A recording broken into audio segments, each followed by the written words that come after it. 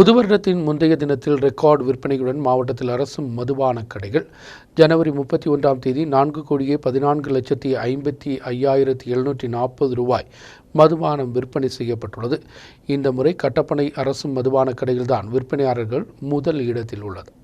மாவட்டத்தில் ஒவ்வொரு வருடமும் மதுபானத்தின் விற்பனை அதிகரித்து வருகிறது. பண்டிகை நாட்களில் அதிக அளவில் மதுபானங்கள் விற்பனை செய்யப்பட்டு வருகிறது. நகரங்களில் உள்ள மதுபான கடைகளுடன் கிராம பகுதிகளில் உள்ள மதுபான கடைகளிலும் விற்பனை அதிகரித்து வருகிறது. இந்த முறையும் கட்டப்பனை அரசு மதுபான கடை தான் முதலிடத்தில் உள்ளது. 48 லட்சம் ரூபாய்க்கு கட்டப்பனையில் மதுபானங்கள் விற்பனை செய்யப்பட்டுள்ளது. தொடுபலையில் 21 லட்சம் ரூபாயும், சுங்கத்தில் 28 லட்சம் ரூபாயும், கரிமண்ணூரில் 17 லட்சம் ரூபாய்க்கும், மூலமற்றத்தில் 14 லட்சம் ரூபாய்க்கும், தடியம்பாட்டில் 27 லட்சம் ரூபாய்க்கும், மூணார் முதல் அவுட்லெட்டில் 24 லட்சம் ரூபாய்க்கும், இரண்டாவது அவுட்லெட்டில் 24.5 லட்சம் ரூபாய்க்கும் மதுபானங்கள் விற்பனை செய்யப்பட்டுள்ளது. கஞ்சக்குளில் 21 லட்சம் ரூபாயும், கோவில் கடவில் 18 லட்சம் ரூபாய்க்கும், ராஜாக்காட்டில் 25 லட்சம் ரூபாய்க்கும், தூக்குப்பாலத்தில் 27 லட்சம் ரூபாய்க்கும், பூப்பாறையில் 15 லட்சம் ரூபாய்க்கும், ராஜகுமாரியில் 19 லட்சம் ரூபாய்க்கும், சின்னக்கானலில் 12 லட்சம் ரூபாய்க்கும் மதுபானம் விற்பனை செய்யப்பட்டுள்ளது. கொச்சரையில் 26 லட்சம் ரூபாய்க்கும், உப்புத்தரையில் 20 லட்சம் ரூபாயின் மதுபானங்கள் விற்பனை செய்யப்பட்டுள்ளன. வாழக்குளத்தில் 19 லட்சம் ரூபாய்க்கு விற்பனை செய்யப்பட்டுள்ளது. ஒவ்வொரு வருடமும் விற்பனை அதிகரிக்கும் போதும் அரசு மதுபான கடைகளில் தேவையான வசதிகள் செய்து கொடுக்க